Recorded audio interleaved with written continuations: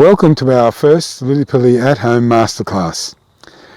The first one that we're going to feature is our Pink Velvet, and we're in the vineyard where the Muscat of Alexandria grapes are picked from.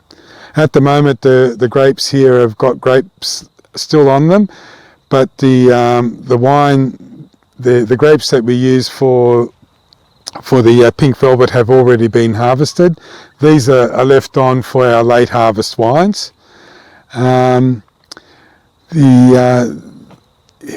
of the nice things about Lillypilly is that we grow all our own grapes. My father planted the vineyard in '72, and these vines were planted back in 1980, so they've got a bit of age to them now.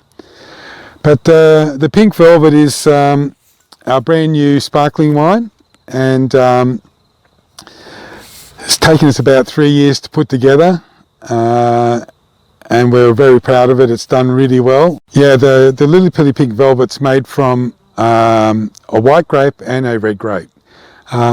There's many ways to make a rosé, but we actually make it by blending a white and a red. And the vineyard I'm in now is the Muscat of Alexandria grapes, which is our white grape. And just a few rows down is where our Chambertin grapes are. We pick them separately. Now it all starts in the vineyard, but we even take samples for a few weeks before we think the grapes are ready, because the important thing with winemaking is the timing of the harvesting. So the longer you leave the grapes on the vine, the sweeter they become. And so 2 or 3 weeks before we think the grapes are ready, we go out and we get samples. We crush the grapes and analyse it for the sugar level and the acidity and the pH. And we determine from that when we want the grapes harvested. All the flavour of the wine comes from the grapes. So the type of grape you use, Muscat or Chambertin, gives the wine its characteristics.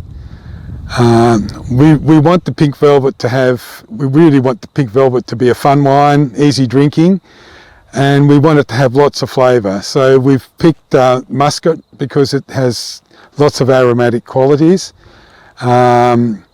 Lovely fruity characters, and the Chambertin we picked because it has lots of colour in the juice and in the skins.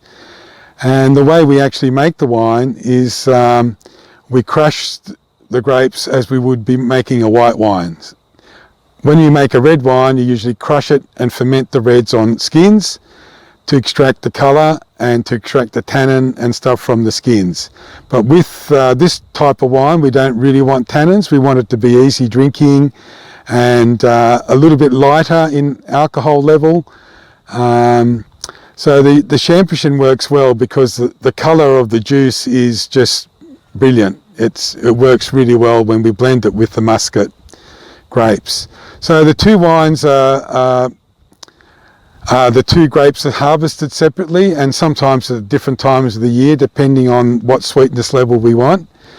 They're fermented, made into wines, and then we do blends. We do trial blends, and that could take several weeks to come up with the right blend.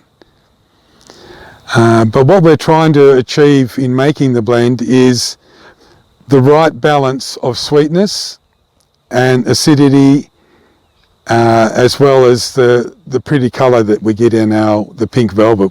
Once we came up with the blend, the next job was to come up with a name for our wine, and that took a long time. But we drew inspiration from our most popular wine to date, which has been the Red Velvet, which we've been making for over 35 years now.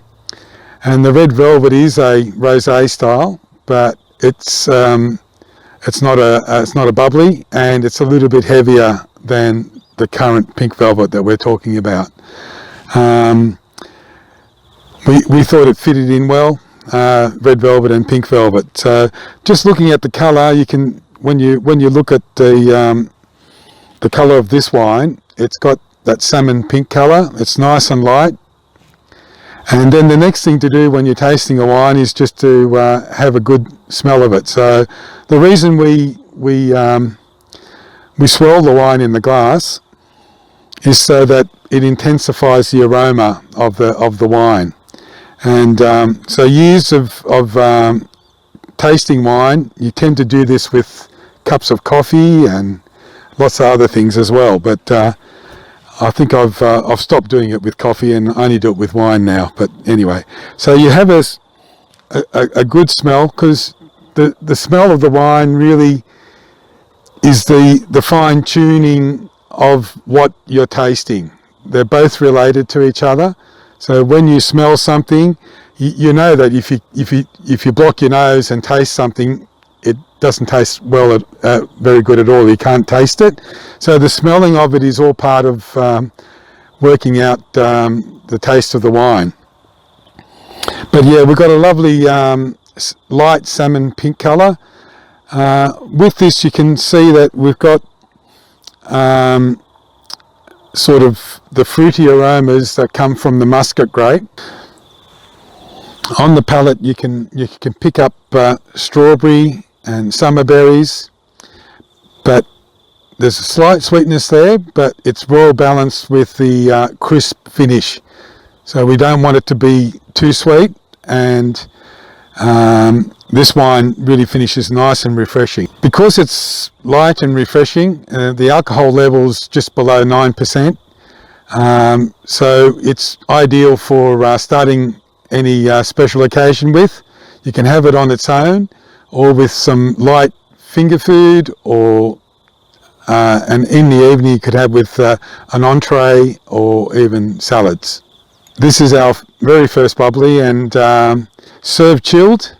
It can be enjoyed on its own, or you could have it any special occasion. And I hope you enjoy our wine. Cheers. If you have any questions at all, or want to make some comments, please mention them below, or go to our Facebook and message us with some questions. We might even have a question and answer video at the end, answering people's questions during the masterclass. I really hope you enjoy our very first video, and looking forward to doing the other 5 wines in the next few weeks. Thank you.